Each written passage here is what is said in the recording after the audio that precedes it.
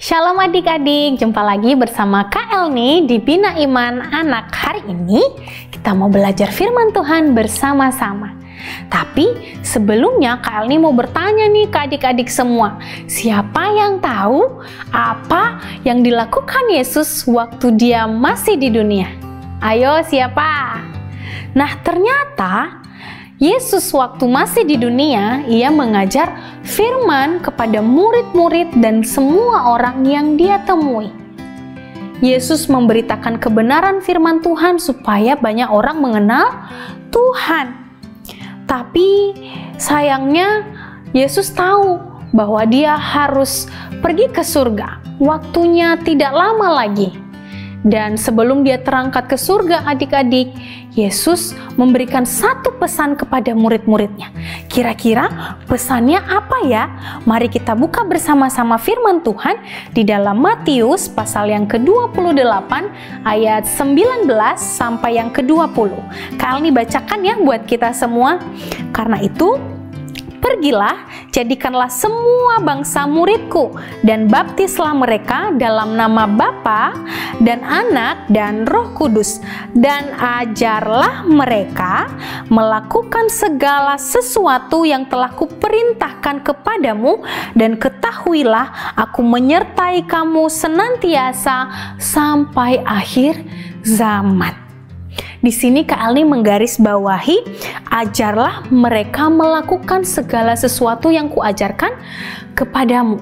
Jadi ketika Yesus mengajar kita, Yesus juga pengen kita memberitakan apa yang Yesus ajarkan ke orang lain, supaya orang lain juga beroleh yang namanya keselamatan adik-adik. Dan ini dinamakan kita menginjil atau menyampaikan Injil ke orang lain, menyampaikan kebenaran firman Tuhan ke orang lain. Nah, Yesus menyampaikan ini kepada murid-muridnya. Dan sekarang kita pun murid-murid Tuhan Yesus. Siapa di sini yang bangga jadi murid Yesus? Kak Elni sendiri bangga jadi murid Yesus. Karena itu kita harus melakukan perintahnya. Kita harus memberitakan Injil. Mulai dari siapa adik-adik? Mungkin dari papa mama di rumah. Ketika adik-adik pulang dari sekolah minggu, atau nanti setelah dengar firman ini, adik-adik bisa memberitakan Yesus kepada papa mama, teman-teman di sekolah, atau siapapun yang kita temui. Caranya gimana Kak Elni? Adik-adik juga bisa menceritakan kasih Tuhan kepada orang lain.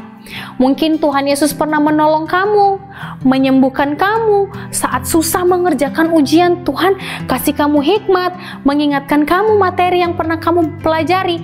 Itu juga kasih dan pertolongan Tuhan, dan kamu bisa ceritakan ke orang lain, ke teman-teman kamu, ya. Atau bisa juga ketika teman kamu mengajak kamu berbohong. Nah, kamu ingat nih firman Tuhan, lalu kamu sampaikan ke temanmu, kata firman Tuhan bilang begini, kita nggak boleh berbohong. Secara tidak langsung kita memberitakan Injil, memberitakan firman Tuhan ke teman kita, sehingga teman kita itu bisa mengetahui kebenaran. Dan satu hal yang paling penting adik-adik, cara menyampaikan firman Tuhan atau cara kita menginjil dengan baik lewat hidup kita. Coba, lewat hidup kita, ya. Caranya gimana Kak Elni? Kita belajar menjadi contoh yang baik buat teman-teman kita semua. Ya, ketika teman kita nyontek, kita belajar tidak menyontek.